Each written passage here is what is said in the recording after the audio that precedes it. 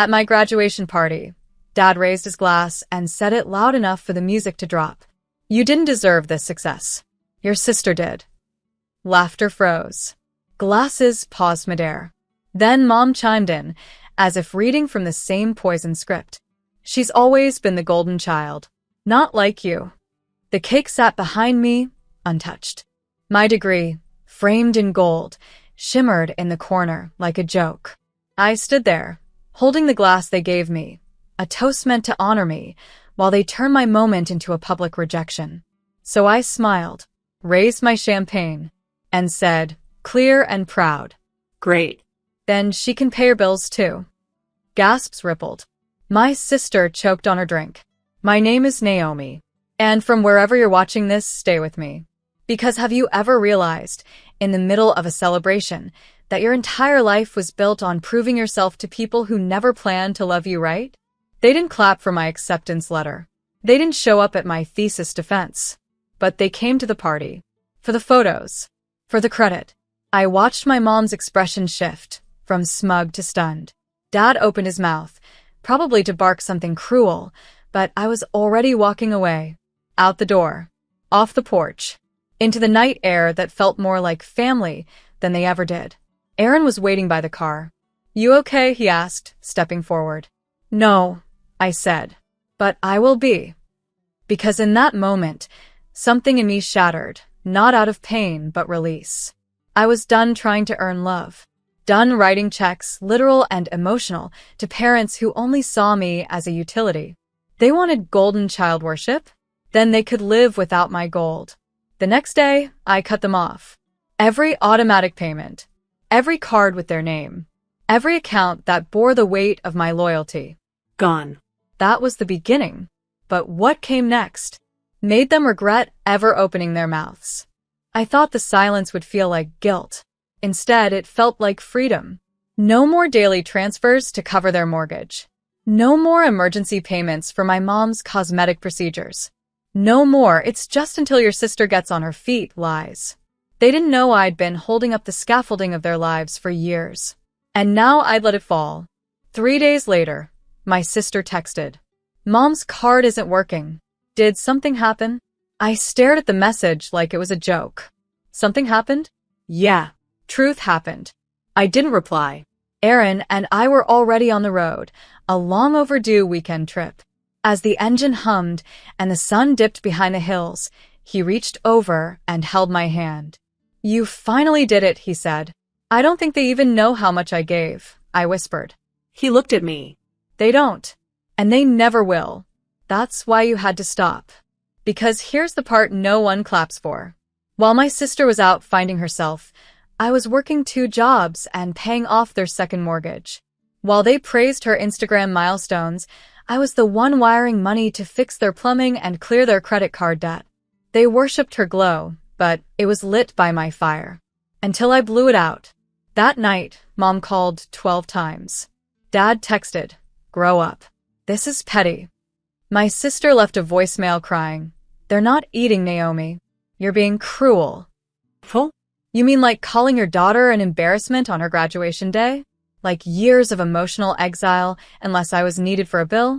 Cruel was expecting love without giving any. Still, part of me ached. So, I did something I never thought I would. I opened the folder. The one with all the receipts, literal and emotional. Bank statements. Wire transfers. Grocery bills. Rent deposits. All tied to my account. I printed them. Packaged them. Wrote one note on top. Here's what your golden child never gave you. Then I mailed it. No return address. Just a silence louder than my years of begging to be seen. Let them feel what I felt all this time. Unseen. Used. And finally, done. 3 days later, they showed up at my doorstep. No warning. No shame. Just rage behind fake concern. I opened the door slowly, one hand on the frame. There stood my mother in pearls she couldn't afford anymore, and my father gripping the railing like he wanted to tear it off. Can we come in? She asked, eyes glossy. We just want to talk. I didn't move. Talk. Or corner me again, like you did at my graduation? Dad scoffed. You really think punishing us makes you the hero? No, I said, steady. It makes me free. Aaron stood behind me, silent, present. My unspoken strength. You're blowing everything out of proportion, my mother said. We were trying to push you, to motivate you. I laughed. Cold. Calling me undeserving in front of strangers was your idea of motivation? We didn't mean it like that, she snapped. You always twist everything. There it was. The gaslight flicker I knew too well. I folded my arms. So, the groceries I paid for? The mortgage I covered? That was also me twisting things. They stayed silent. I stepped out, closing the door gently behind me.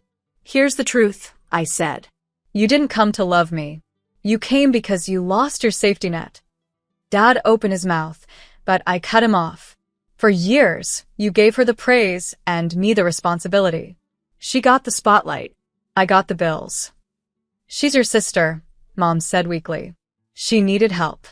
And I needed parents, I snapped. But instead, I got used. Her eyes finally welled up, not with understanding, but panic. Because for the first time, their meal ticket had teeth. Then Dad stepped closer. What do you want, Naomi? Money? An apology? To be the favorite. I looked at him like he was the stranger he always acted like. I want you to live without me, I said. His face fell. And then, I handed them something. A folder. The same one I mailed. This is everything I ever gave you. Every dollar. Every sacrifice. Every time I paid your rent while you called me a disappointment. I walked back inside, leaving them standing in the quiet. I didn't slam the door. I closed it like a chapter. They didn't call again. But someone else did. My sister. And what she said turned everything I thought I knew upside down. Her name flashed on my screen at 2:14 a.m. Maya, sister. I stared at it, thumb hovering, heart thudding in my throat. Then I answered. Naomi. Her voice was wrecked, like she'd been crying for hours. I didn't know. I swear to God, I didn't know it was all you. I didn't respond. I just listened. I thought Dad was helping you, she said. He told me you were doing fine, that you married rich, that he was carrying you. I let out a breath that sounded almost like a laugh. Is that what he said? I didn't know they were living off you, that you were paying for everything while I was. God, I was shopping like an idiot. Maya, I said, my voice sharp but calm. You didn't ask. You didn't care. Silence. Then, you're right. The words cracked something in me, because I'd never heard them before. Not from her. I was jealous of you, she whispered. All those degrees, the house, the husband who actually shows up. I wanted to believe you were privileged, that you had it easier, because admitting you worked harder made me feel like crap. My throat tightened. But Naomi, she continued, you weren't just the strong one. You were the only one. That silence between us wasn't empty. It was full of years, of comparison, of buried rage. And for the first time, it broke. She said, they're freaking out. Mom's trying to get loans. Dad's pretending nothing's wrong, but he's calling every day asking what to do. Let them figure it out, I said. I know. I want to tell you something. I sat up straighter. I got the folder, she said. They left it on the kitchen counter. I read every line, every receipt, every transaction. Her voice cracked again. And I just want to say, I'm sorry. For being blind. For letting them pit us against each other. For not seeing you. Tears blurred my eyes. Then she added, softer now. I don't want your money. I just want to start over. As sisters. If you'll let me. I sat there in the dark, the ache in my chest shifting. Because I realized this was the apology I'd waited years for. Not from my parents, but from the one person who could actually give it meaning. And maybe, just maybe, I wasn't alone anymore. We met at a quiet cafe on the east side. No cameras, no parents, no noise. Just two women who shared a childhood and almost nothing else. Maya walked in looking like she'd aged 5 years in 2 weeks. Her once perfect nails chipped. designer bag traded for a tote, and her eyes, red-rimmed, tired, but finally honest. I didn't know what to wear, she joked softly, sliding into the seat across from me. Didn't want to look like a parasite. I let out a small laugh. Not forgiving, not cruel. Just tired. She reached into her bag and pulled out a thin notebook. "What's that?" I asked. She pushed it toward me. "The money." I calculated it. What I spent. What I owed. What Mom and Dad used in my name. I flipped through it. She'd written it all out by hand. Every dollar. Every gift. Every lie. "I want to pay you back," she said. "Even if it takes me 10 years. I closed the notebook. "You can't buy your way back into my life," I said. "This isn't about the money anymore." "I know," she said. "I just needed you to know I see it now. I see you now." For a while, we just sat there. Two sisters with a history carved by favoritism, silence, and unspoken bruises. Then I said what had been clawing at me for weeks. "Did they ever love me, Maya? Or just need me?" She reached across the table and held my hand. "They don't know how to love the strong one. They only know how to take from her." I looked down, swallowed hard. All these years, I thought if I just gave more, they'd finally let me in. "You were never outside," she whispered. "You were just above." That broke me. Not into pieces, into truth. Because I finally understood. I wasn't unloved. I was inconvenient, unbending, unbought, and now untouchable. We left the cafe quietly. No big moment. No hug. But before we parted, Maya turned to me. "You were always the one I wanted to be." And then she walked away. Not my enemy. Not my rival. Just a sister.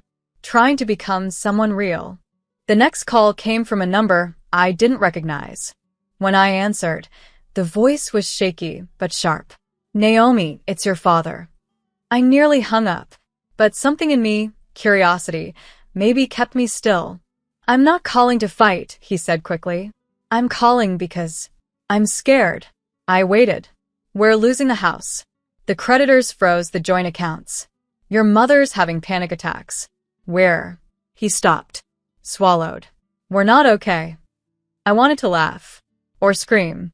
Or say good. Instead, I said nothing. Then he added the part he'd never said before. "And I realize I was wrong."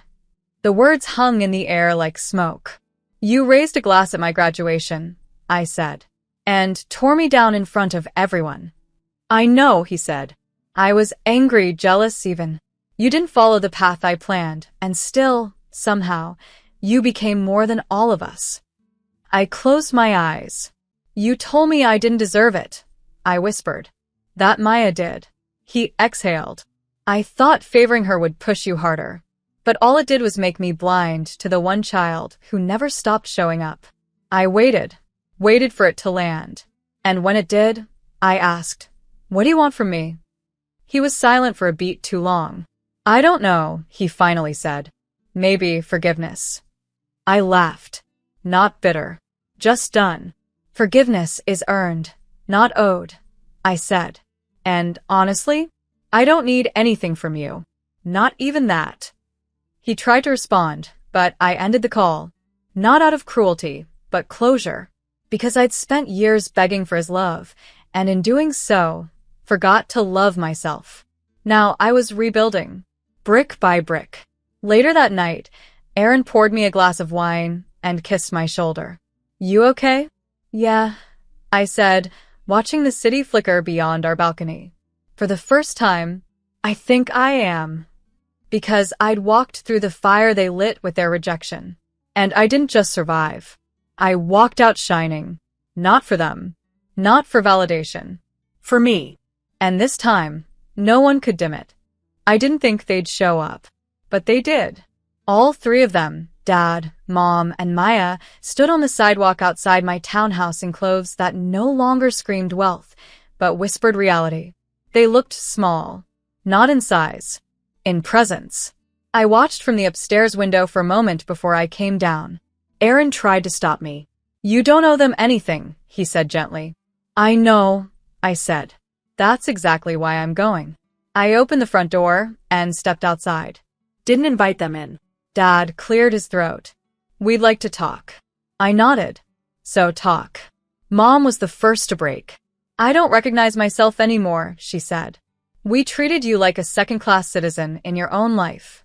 We just never expected you to walk away. You didn't expect me to realize I was always standing alone, I corrected. Maya stood behind them, quiet, supportive. Changed. Dad took something out of his pocket. A checkbook. I want to repay you, he said. Whatever we owe, I'll find a way to give it back. I didn't take it. I didn't even flinch. I don't want your money, I said. I wanted your respect. And you buried it under years of insults and favoritism. He nodded. Not proud. Not defeated. Just human. We're selling the house, he said. Moving out of the city. Starting fresh. That's good, I said. Maybe now you'll learn to build something without using me as the foundation. Silence stretched between us like glass. Then Maya stepped forward. I'll never let them treat you like that again, she said. You have my word. I believed her. Not because of what she said, but because of what she'd already done. I took a deep breath. I'm not coming back to the family you were, I said. But maybe, someday, I'll visit the one you're trying to become. No one spoke. But something broke in the silence, and not in me this time. In them. They left without protest. No hugs. No grand moments. Just a quiet, uncertain retreat. And as I closed the door behind me, I felt it deep in my bones. They didn't know me anymore. I did. 6 months later, I threw a party. Not for approval. Not for family. But for every version of me that survived them. It wasn't extravagant. Just laughter, real friends, soft music, and candles that flickered like the fire I'd rebuilt myself from. No cameras. No forced smiles. No walking on eggshells. Just me, whole. Maya came. She brought flowers and a card with just 3 words inside. You changed me. And I believed her. She'd gotten a job. Downsized. Paid me back what she could, little by little, even when I told her she didn't have to. She came to dinner sometimes. She listened. She didn't compare. And she never once said the word golden again. Mom and Dad didn't come. But they mailed a letter. Handwritten. Honest. They wrote about therapy. About reflection. About how their silence had a body count. And how I was the first person who ever made them look in the mirror. They didn't beg to come back into my life. They just said thank you for cutting the cord that made them finally grow. I stood on my balcony that night, wine in hand, Aaron's arm around my waist, the city breathing beneath us. You still think about it? He asked. Sometimes, I said, but it doesn't hurt anymore. Because I realized something they never did. They tried to bury me in shame, but I used it as soil. I grew in it, became someone they couldn't control, couldn't define, couldn't destroy. The golden child? That title meant nothing to me now. Because I wasn't gold. I was forged. And I didn't shine because they let me. I shined because I burned.